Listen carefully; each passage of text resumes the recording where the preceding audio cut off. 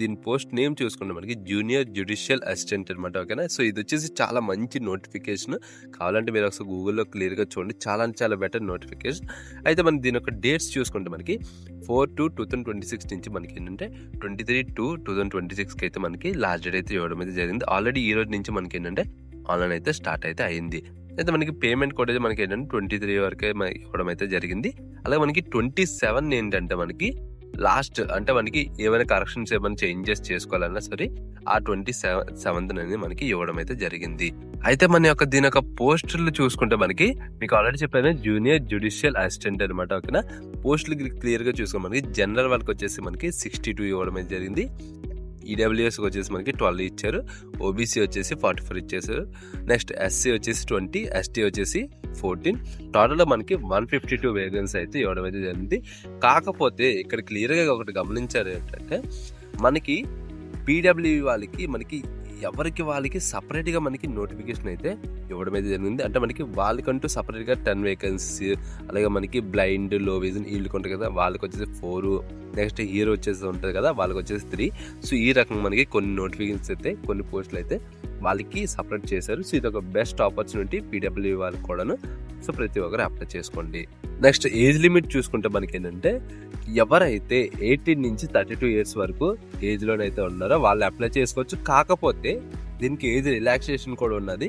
SC ST వచ్చేసి 5 years, OBC వచ్చేసి 3, PW వచ్చేసి జనరల్ వచ్చేసి 10 ఇయర్స్, నెక్స్ట్ ఓబీసీ వచ్చేసి 13, ఎస్సీ ఎస్టీ వచ్చేసి 15 అనమాట. ఓకేనా. ఎప్పుడంటే 1/1/2026 కల్లా మనకి ఏంటంటే ఈ ఏజ్ అయితే ఉండాలి. అలాగే మనకి 2/1/1994 నుంచి 1/1/2008 ఈ మిడిల్లోనే బర్త్ అయి ఉండాలనేసి వీళ్ళు క్లియర్గా మెన్షన్ అయితే చేశారు. ఓకేనా. ఏది రిలాక్సేషన్ ఉన్నది కాబట్టి దానికి దీనికి కూడా సంబంధం అయితే ఉండదు. ఒకవేళ ఆ సర్టిఫికేట్ ఉంటే మీరు అప్లై అయితే చేసుకోవచ్చు. అయితే దీని యొక్క మోడ్ ఆఫ్ సెలక్షన్ చూసుకుంటే మనకి ఫస్ట్ ఆఫ్ ఆల్ స్టార్టింగ్ అయితే మనకి ఒక ప్రిలిమ్స్ టెస్ట్ అయితే ఉంటుంది. దాని తర్వాత మనకి మెయిన్స్ టెస్ట్ అయితే ఉంటుంది. ఆ తర్వాత టైపింగ్ టెస్ట్ అయితే ఉంటుంది. ఆ తర్వాత ఇంటర్వ్యూ అయితే ఉంటుంది.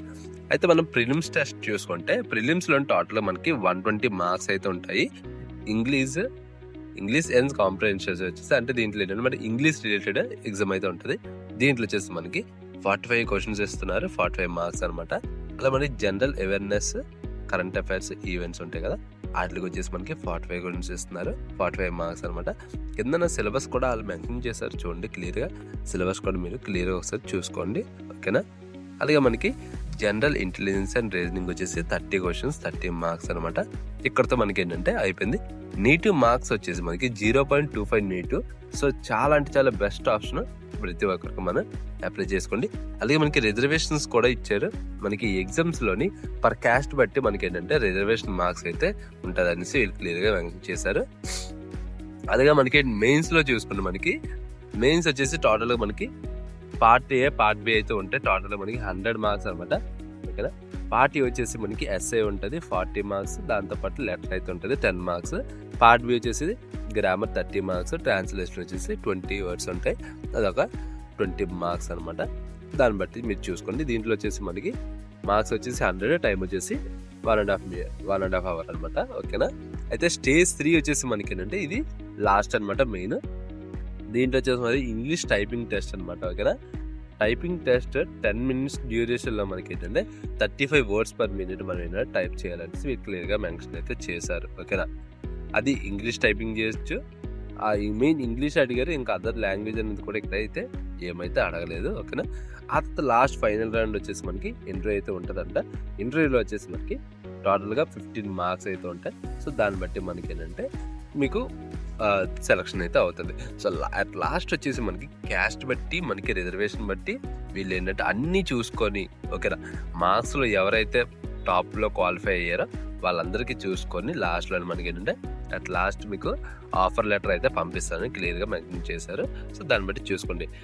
అలాగే మన ఎగ్జామినేషన్ ఫీ చూసుకుంటే మనకి ఏంటంటే ఓబీసీ, జనరల్, ఈడబ్ల్యూఎస్ వీళ్ళకి వచ్చేసి మనకి ఏంటంటే 1500 అయితే ఇవ్వడం అయితే జరిగింది. మిగతా అదర్ క్యాండిడేట్స్ ఎవరున్నా సరే వాళ్ళకి వచ్చేసి 1300 అయితే ఫీజు అయితే ఇవ్వడం అయితే జరిగింది. సో దాన్ని బట్టి చూసుకొని అప్లై చేసుకోండి. మీకు ఎంత లింక్స్ అన్ని ప్రొవైడ్ చేస్తాను, అఫీషియల్ వెబ్సైట్, నోటిఫికేషన్ సంబంధించింది ఎలా అప్లై చేసుకోవాలి.